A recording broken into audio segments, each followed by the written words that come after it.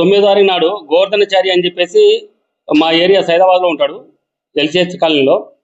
ఇతను మధ్యాహ్నం 1 గంటకు ఆయన బైక్ సర్వీసింగ్ కోసం అని చెప్పేసి భరత్ గార్డెన్ దగ్గరికి ఒక మెకానిక్ షాప్ దగ్గరికి ఉంటే ఆడికి పోయినాడు.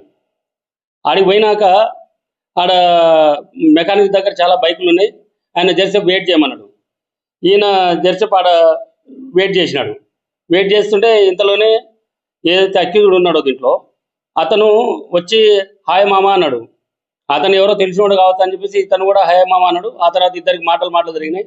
తర్వాత ఈరోజు నా బర్త్డే ఉంది, మనం పోయి మందు తాగుదా అని చెప్పేసి ఆ చంపపేట ఏరియాలోకి మందు తాగుదాన్ని తీసుకొని పోయినాడు. ఒక వైన్ షాప్ దగ్గరికి పోయినాక మందు తాపించినాక ఆయన ఫుల్ అవుట్ అయినాక ఆయన దగ్గర నుంచి ఒక సెల్ ఫోను, ఒక ఆఫ్తుల గోల్డ్ తీసుకొని వెళ్ళిపోతే అది ఈయన మళ్ళీ ఆయన కొట్టి అది చేసి రోడ్డు మీద పడేసి వెళ్ళిపోయినాడు. ఆయన ఆ రోజు ఆదివారం మధ్యాహ్నం మిడ్-నైట్ దాకా ఇంటికి రాకపోతే వాళ్ళ ఫ్యామిలీ మెంబర్స్ వాళ్ళ బ్రదర్ ఏం చేసిండు, వెతకడానికి అక్కడికి చంపపేట సైడ్ పోయిండు.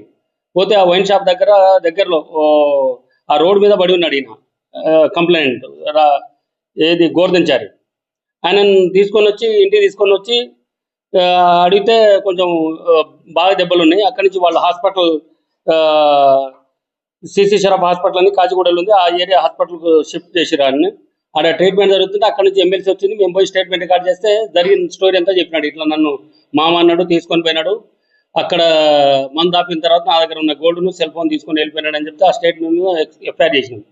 ఎఫ్ఐఆర్ చేసిన తర్వాత మా క్రైమ్ టీము, మా ఇన్స్పెక్టర్లు, మా ఎస్ఐ అంతా కలిసి, క్రైమ్ టీం అంతా కలిసి ఒక 10-15 ఏరియాలలో సీసీ కెమెరాలన్నీ చూసుకుంటూ పోతే ఒక దగ్గర స్కూటీ మీద పోతున్న విజువల్స్లో ఒక సెల్ ఫోన్ మన నెంబర్ కనిపించింది, బండి నెంబర్ కనిపిస్తే దాని మీద మేము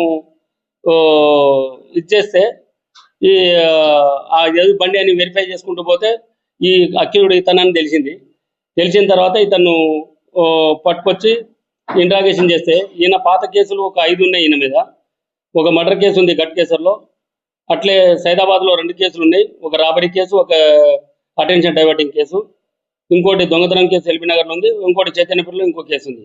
అట్లా మొత్తం 5 కేసులు ఉన్నాయి. ఈయన పాత అఫెండర్ అని తెలిసిన తర్వాత ఈరోజు తీసుకొచ్చి నిన్ను రిమాండ్ చేస్తుంది. ఒక సెల్ ఫోన్ రికవర్ అయింది, బైక్ను సీజ్ చేసినాం, ఏదైతే అఫెన్స్ కోసం వాడిండో అవి 2 సీజ్ చేసినాం. గోల్డ్ కోసం మళ్ళీ ఇది చేస్తాం తర్వాత కస్టడీ. మామ అన్నాడు, ఆయన కూడా అదే జస్ట్ మామ అనగానే ఒక లోల్ పరిచయాలు. ఆయన ప్రైవేట్ జాబ్,